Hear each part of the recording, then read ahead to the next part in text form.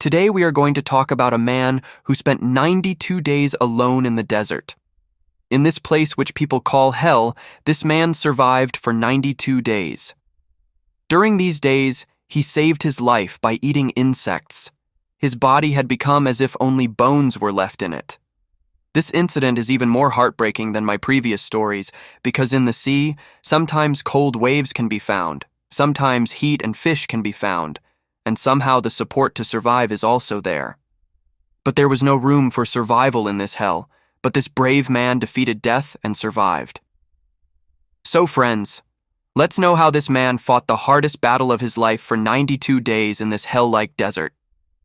This story begins with a man who struggled alone in a desert for 92 days between life and death and proved himself alive. This is not a fantasy, but a 100% true story. His name is Ricky McGee, a man who was living a normal life, but then an accident happened that pushed him to the brink of death. Ricky McGee was born in the Australian state of Victoria, but when he reached the threshold of adulthood, a big blow came to his life. His father died. Ricky was not very old at that time, but it was so certain that he understood from that day that now the responsibility of the entire family had fallen on his head. Ricky did not leave his studies in the middle, but at the same time he also started working. He understood that if he wanted to survive, he had to work hard, and he did not shy away from any work. Sometimes he worked as an electrician, sometimes he worked on a fishing boat, sometimes he lifted furniture, and sometimes he did small part-time jobs, just enough to cover the expenses of the house. Things weren't all bad, but money was always tight. Then came the year 2006. At that time, Ricky was about 36 years old. That same year, he got a small job on a government contract. The job was to deliver some important documents and government supplies from Queensland, Australia, to the Port Hedland region of Western Australia. It was not a normal route. He had to travel about 3,000 kilometers, and that too through one of the most desolate and dangerous areas of Australia, which we can call the desert. He could have gone by plane, but he didn't have enough money to travel by air, so he decided to travel in his old car. He put a lot of petrol in the car, took some food, put bottles of water, and set off on an extremely long, tiring, and deadly journey. That route was the One Tyne Highway, a road surrounded by deserts and scorching land on all sides, where there is no mobile signal and where once the car breaks down, there is little hope of any help. Ricky was slowly moving forward in his old car, listening to the radio. His journey continued between the hot afternoon sun and the deep cold of the night. At the same time, as he was passing through an area where no one could be found for hundreds of kilometers, he saw a broken-down car parked on the side of the road. 3 men were standing next to this car. They signaled and asked for help. Ricky stopped, showed humanity, and let them sit in his car. After a short distance, he said he was thirsty. One of them gave Ricky a bottle which contained a drink. Ricky usually opened his own bottle, but that day, for some reason, he let one of the men open it and drank it without thinking. That was where his life changed. The drink had been laced with something intoxicating, a liquid that made him unconscious. Within minutes, Ricky felt dizzy, his head felt heavy, his vision went black, and then he blacked out. By the time he regained consciousness, it was too late. He was now lying in the middle of a desolate and barren desert. Alone. He had no car, no shoes, no phone, no bag, no food, no water, nothing. The 3 men had robbed him, drugged him, and left him to die in the desert. When Ricky regained his senses and looked around, he realized that there was no one in front of him now. No help would come. He would have to fight this battle himself, with hunger, thirst, heat, animals, and the death that was waiting for him at every turn.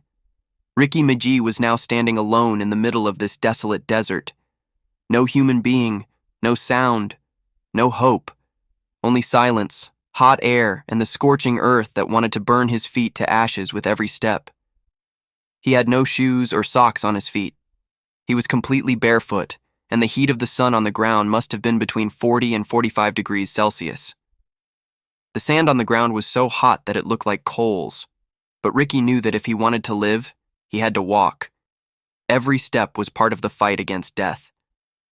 Walking barefoot on the hot sand, that too when there was no water, no food, and no human shadow.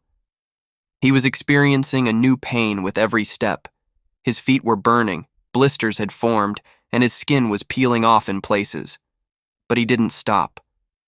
As the day progressed, the sun seemed to be raining fire from the sky. His body was burning, his eyes were stinging, and his lips were dry and cracked. He was so thirsty that even a sound could not come out of his throat. He walked for several hours without stopping. His body had begun to respond, but his mind was still working in the hope of staying alive.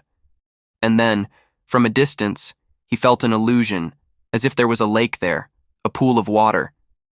He stumbled towards it, and as soon as he reached it, it was only sand. The illusion of his eyes. Sand came into his hands, not water. His body was starting to break down now, but somewhere inside a corner was yearning to stay alive. Then, after a few hours of stumbling and wandering, he saw a small hole in the distance, filled with a little bit of muddy and dirty water. Perhaps some animal was coming there. He drank this foul-smelling, dirty, muddy water without thinking. He knew that it was not drinkable, but he also knew that if he did not drink water now, his body would give up in a few hours. He would die. Drinking the water gave him some relief, but now it was evening. The sun was about to set and the cool desert winds were blowing. The heat that had been there during the day now turned into shivering at night, and the biggest problem was where to sleep. Sleeping on the ground meant sleeping with insects, scorpions, snakes. But luckily he saw a cave-like place at some distance. He plucked up the courage and went there. He peered inside. It was dark, but at least there was a roof to keep his head above. He sat there. His body was tired, his mind was still hoping to live. But that night he did not fall asleep. He stayed awake because insects were crawling in the cave. Some bit his foot, some bit his hand, but he knew that all this was nothing less than death.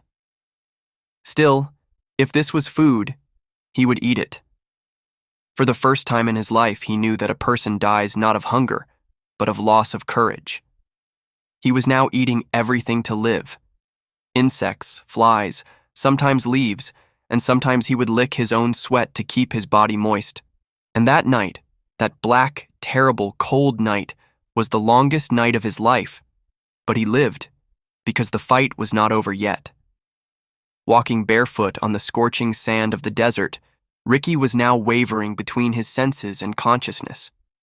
His skin was burned, his lips were dry, and his body was reduced to a skeleton of bones. He just kept walking. He didn't even know where he was going. Every step seemed to be leading him towards death. Then a miracle happened. A drop fell on Ricky's closing eyes. Cool, soft, like the touch of an angel. It was as if the sky itself cried and signaled Ricky to stay alive. Ricky raised his eyes. Black clouds were thundering. The sky was screaming with lightning, and then it started raining heavily. First drops fell, then in the blink of an eye it started raining heavily. In this desolate desert where every living thing died, nature began to shower life. Ricky didn't waste a single moment. He fell on his knees, started digging the sand with both hands. He knew that this could be his last chance. He dug 3 to 4 large pits. Each pit was a cup of life for him. Rainwater began to fill these pits. He kept drawing water from them and drinking. He kept drinking as long as he could, because he knew that no one knew when this rain would stop. As Ricky's labored breathing found air again, his dry throat, cracked tongue felt life in every sip. After about 1 to 2 hours, the rain stopped, and then the same cruel reality returned. The sand slowly drank all the water. Whatever water there was absorbed into the earth. Ricky kept looking at the empty pits. Now only mud remained in them. But now the fire of life had burned inside him again. By then, he had been in the desert for about 60 days. Each day seemed like a century long. His body had become just a skeleton now. Bones were peeking out. His face was unrecognizable. Sometimes he would catch and eat a walking lizard. Sometimes he would drink his own urine, and sometimes he would just eat insects. The scorching sun during the day, the fear of wild animals at night, and the shadow of death all the time. Yet he kept fighting. Every time he fell, the voice inside him would say, "Not now, I am still alive." And then came that historic 72nd day, April 5th, 2006. On that day, he was lying completely unconscious near a rough dune in the desert. His clothes were torn, his body black, and his eyes closed. At the same time, two people, Greg Hard and Mark Clifford, were passing by the nearby Birindudu station. They saw something strange from a distance. At first, they thought it was an animal, but when they got closer, they saw a human-like structure, but it was moving. They were both scared, but humanity stopped them. The research revealed that Ricky's weight had reduced from 106 kilos to only 48 kilos. Almost half of his body was gone. Ricky Meiji became a name who fought death for 92 days and lived life again on the 93rd day, April 5th, 2006. Because when a person intends to live, the sky also rains water, the sand also gives water to drink, and even death gives up. Thank you, friends. You watched this video till the end. I am grateful for it. Now think that if you were in this person's place, would you also be able to live for so many days? The comment section is open for you. Do tell. We read every answer, and yes, friends, don't forget to subscribe to the channel because one of your subscriptions is like a new member has joined the family for us. So come on, friends. See you with the next heartbreaking true story. Until then, goodbye, and thank you from the bottom of my heart.